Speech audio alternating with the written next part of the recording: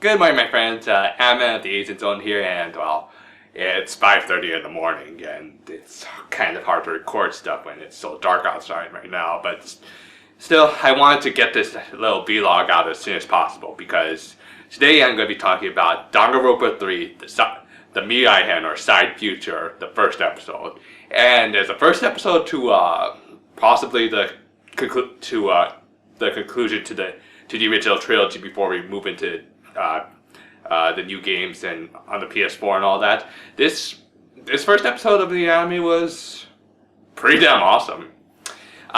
It does suffer from a few minor nitpicks I have with it, but right now I think it's looking like it's going to be really damn good.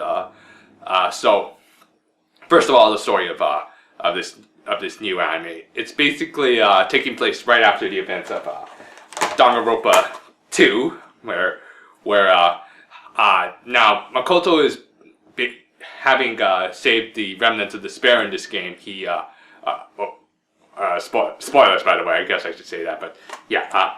In this game, in Danganronpa 2, if you haven't played it, I'm sure a lot of you have played it already. Makoto Nagi saved the remnants of despair, who were the main characters of the game, of course, and now he's kind of being treated as a traitor because, well, he basically just support the guys who all work together to basically destroy the world. And they actually do show a great, really awesome prologue. If any of you who played this game and wanted to see what the remnants of despair were like before the events of this game, then check out the prologue to this anime. It is awesome. I mean, we got stuff like Gundam Tanaka, controlling an army of animals. We get to see a little bit of Nagito. Doesn't do much. He just ends up. We just see him bowing to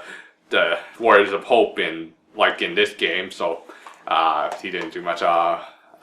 Still, the other guys were awesome. We actually got to see the ultimate impersonator dressing up as Byakuya Togami, even just for some reason wearing the night vision goggles he wore in the first case, because somehow that's his default look. And I'm not sure how impersonation helps with somehow being an ultimate impersonator also means you can run really fast. I don't know. It's still an awesome scene. We actually got to see Sonya actually commanding an entire kingdom of Monokumas. That is badass. Of course, Fuyuhiko leading a Monokuma Yakuza group, and he also had the eye patch, so we could pretty much assume that he's the guy who got, we already probably knew this, but he's the guy who got Junko's eye. And yeah, it was a really awesome prologue, which then led into a really great little opening, which, yeah, it was, if anything else, just watch the prologue to this. It's well worth your time. As for the rest of the episode, it was still really good, just a little bit slower and kind of predictable. It's they call Nagi in to basically beat him up, say you're a traitor and all that. And there's just one really angry guy. I believe his name was Juzo Sakakura.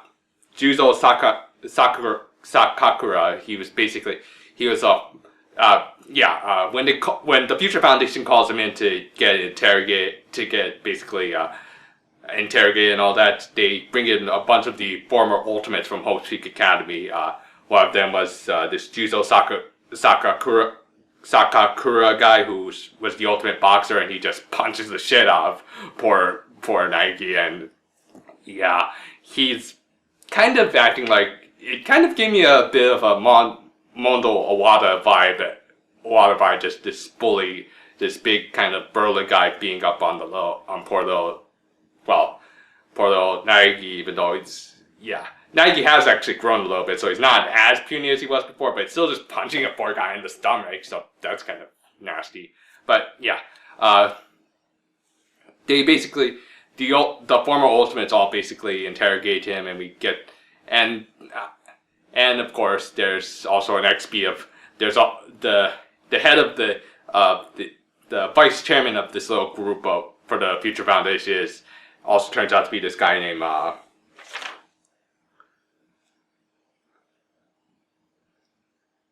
Kyosuke Munakata, I believe. Kyosuke Munakata, who's basically who was the former second ultimate student council president, which would mean right after the events of Danganronpa 0, they found apparently Hoshiki him. He said, "Okay, since one of our own guys kind of killed this student council president, instead of shutting down the school, we should just get ourselves a new student council president." Because yeah, that makes sense. Hoshiki Academy was a really bad school. Anyone else knows that? Anyway, so yeah, Kyosuke Munakata kind of came off as the next B of Byakuya, who's not in this anime, unfortunately, for all the Byakuya fangirls, but you can get this new guy who's just as big a jerk ass. And he's and we also got a bunch of other new characters.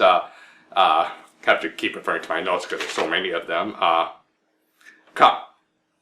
There's this one guy who really stuck out to me just by his voice, Taisaku Bandai, this ultimate farmer guy, this big black dude, this stereotypical looking black dude with a huge ass afro, was voiced by Rie Kugumiya. Rie Kugumiya, the tsundere queen. I don't even know. Is this is giving the big black guy a really girly sounding voice supposed to be like a reference to Mike Tyson? Because I never thought Mike Tyson had that much of a high pitched voice. It's a little bit more high pitched than what one would expect, but he's still a tough ass. So why give this big burly black guy Rie Kagumiya's voice? Of all the weird things in Danganronpa, that's one of the things that bothers me the most. Go figure. But yeah, it's actually another thing I should bring up is that the voice actors in this are of course an all-star cast.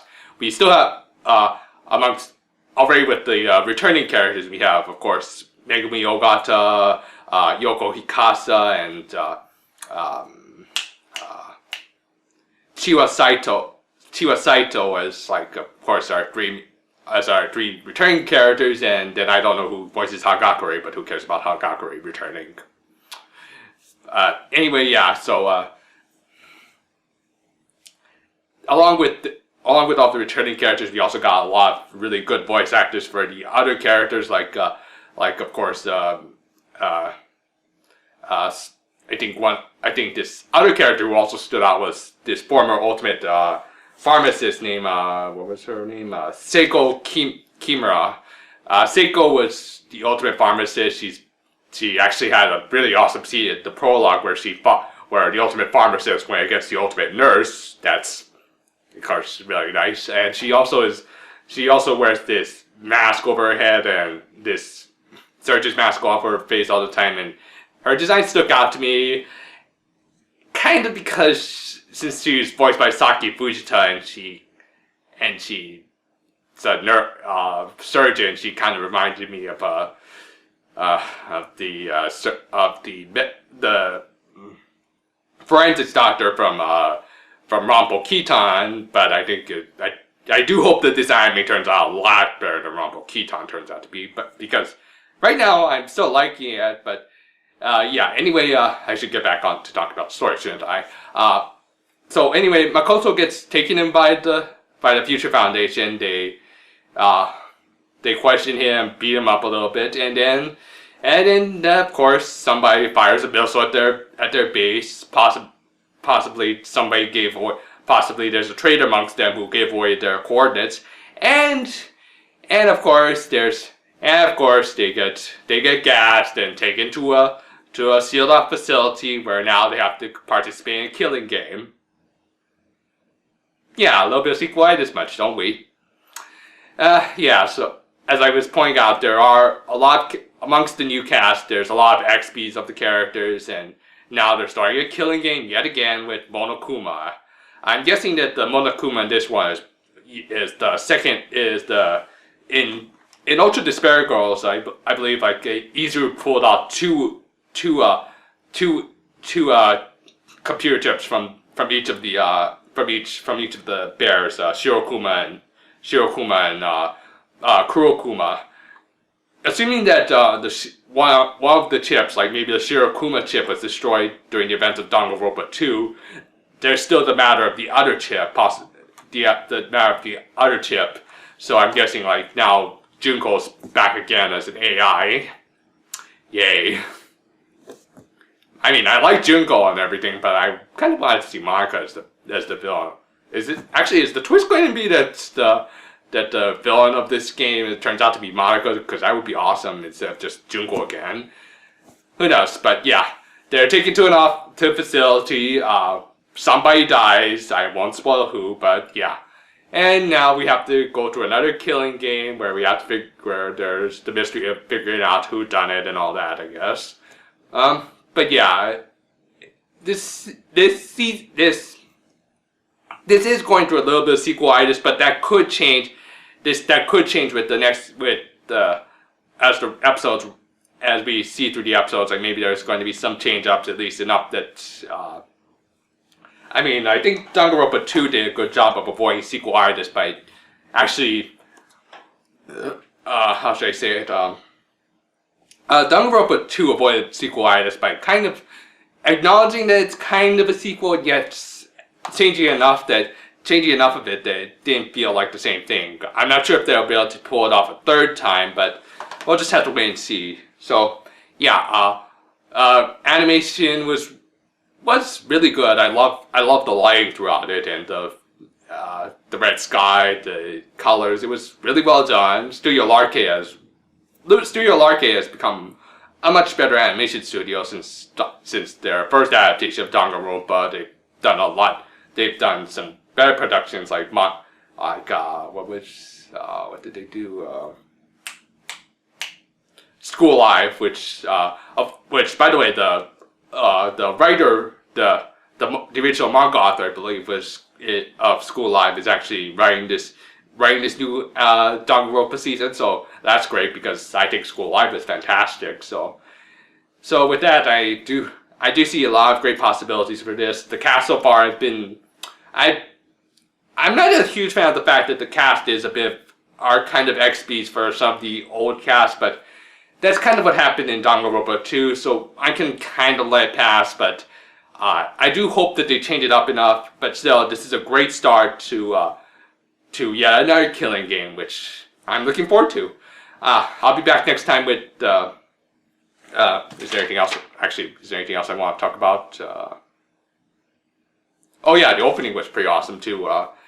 It basically showed a lot of the characters' possible deaths, and then they also showed, at the end, it showed that Kyosuke and Makoto had the Kyosuke, the Ultimate Student Council president, Makoto Naegi actually having the same kind of predicted death scene of them shooting themselves in the head with a gun. You ever notice that Danganronpa really likes to take stuff from Persona? Just saying.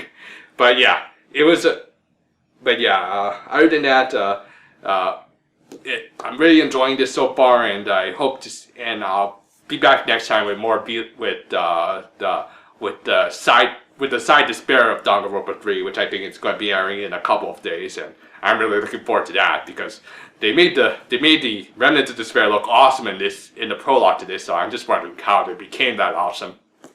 Looking forward to that. So that's all I have to say for now. Be sure to check out some of my other videos, and yeah, thanks for your time. So, I